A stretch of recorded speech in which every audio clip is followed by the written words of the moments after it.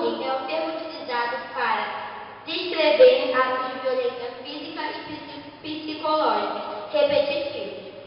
Eu acredito que muitos de vocês já sofreram bullying, principalmente na escola. Sempre tem aquela pessoa que é mais gordinha, de óculos, que é vítima de apelidos maldosos. Nosso objetivo é mostrar para a sociedade o quanto esse ato de violência interfere e prejudica a vida do adolescente. Agora, vamos dar uma olhadinha em quem está com a gente nessa campanha. Nós aqui do MG também estamos juntos com o Quem contra o bullying.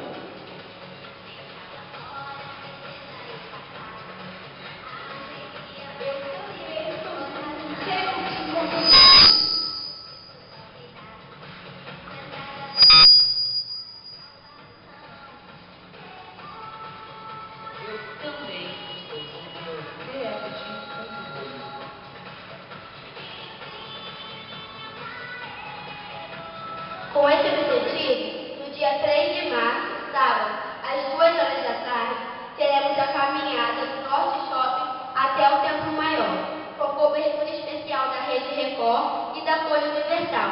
E todos vocês são nossos convidados. Ah, e eu trouxe essa camisa de presente para o Pastor Romo, porque ele está com déficit contra o bullying. Não, pessoal, presta atenção. Isso aqui não é um evento do déficit, isso aqui é um evento de todos aqueles que estão contra o bullying. Amém, gente? Isso também diz respeito ao grupo jovem, aos obreiros, ao grupo infantil também. Esse evento vai ser que horas? Vai cair que dia? Sábado. Então você, deixa eu colocar a camisa aqui também. Deixa eu colocar aqui. Olha só. Se a pessoa quiser comprar camisa, R$15.